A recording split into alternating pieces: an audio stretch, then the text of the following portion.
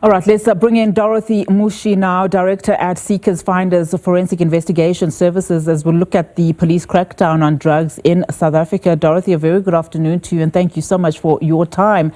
400 million rands worth of drugs destroyed is a big number. As we get your reaction about this crackdown, from your analysis, does this make a dent in the drug trade? Good afternoon to yourself and your viewers, and thank you for having me. This definitely does put a dent in the drug trade, but also bearing in mind that this is narcotics that have been confiscated over years.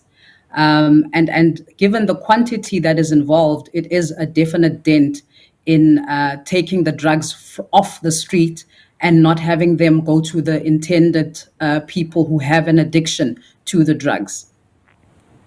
And notwithstanding that it took, a number of years, how much of, just the scale of such a seizure speak to the magnitude of the networks behind these operations? What does that tell us? It tells us that South Africa has a major drug problem.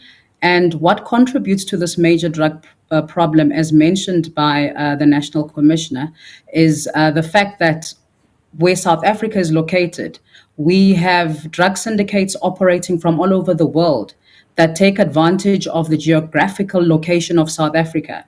The fact that we've got trading ties with countries such as Asia, Southern America, all of that makes us susceptible to some of these drug syndicates, because they then also abuse the fact that we've got porous borders.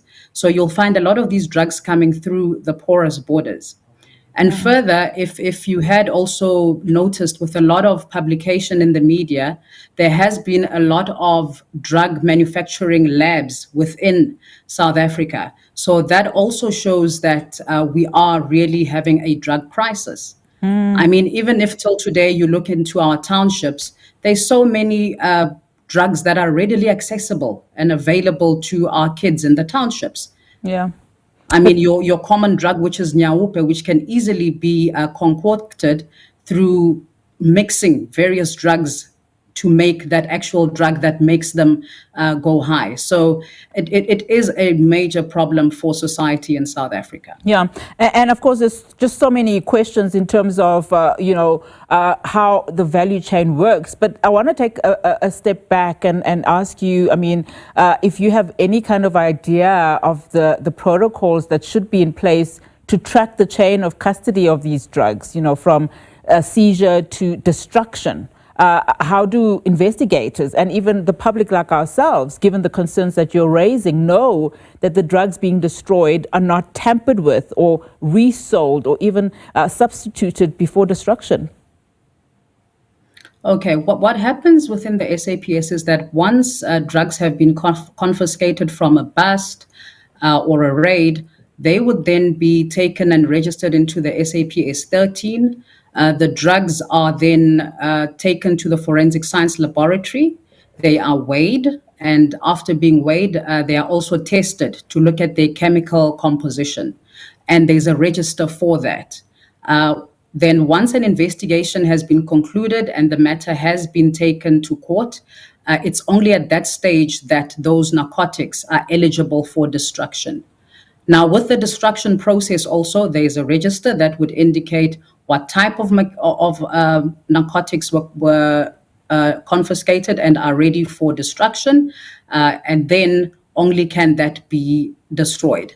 And even with the destruction, there's also health and safety regulations that need to be complied with in terms of how these narcotics are being destroyed. And a certificate is issued to say these drugs have been destroyed. And that register needs to be maintained for 5 years. You spoke a little bit earlier on about just some of the problems that we are finding in terms of how readily available drugs are, and speaks to a number of issues. I want to just touch on what you spoke about earlier on in terms of geographical location of the country, speaking about, several countries that have access to this country, notwithstanding, of course, the SADC region as well, but also the concern about our porous borders. I mean, how much of that exacerbates the situation that we're seeing on our streets? Well, to a high degree, because a lot of the narcotics that are seized have clearly come in through some port of entry. And the most prevalent one we've seen is through the seaports from KZN, from Durban. That's a very popular harbor that's being used to traffic drugs into the country, especially from Asia. And the reason for this is they would use the opportunity that there's a lot of vessels that are coming in from Asia that are carrying goods that are intended for normal trade. And in there, you will find that people have hidden drugs that will be used then to get into the market in South Africa. So us tightening up our porous borders will assist us in curbing this irregularity of us having a lot of drugs roaming our streets in South Africa. Yeah, just from a leadership scale, I mean, in terms of reforms, structural reforms, and in light, of course, of General Mkhwanazi's accusations not too long ago about criminal syndicates working with some police and political leaders, I mean, what kind of structural reform is needed in investigations and perhaps even policing to ensure we get to the root of the problems, and and how the kind of policing needed to dismantle or to destroy these networks, starting of course from the top? Well, it takes a lot of intelligence-led policing, which would involve our intelligence getting more involved in identifying the drug syndicates. Because with the crime of drug trafficking, it is organized crime. These involves various groups of individuals it's syndicates that are used to either be committing violent crimes, who end up also having a stake in in drug trafficking.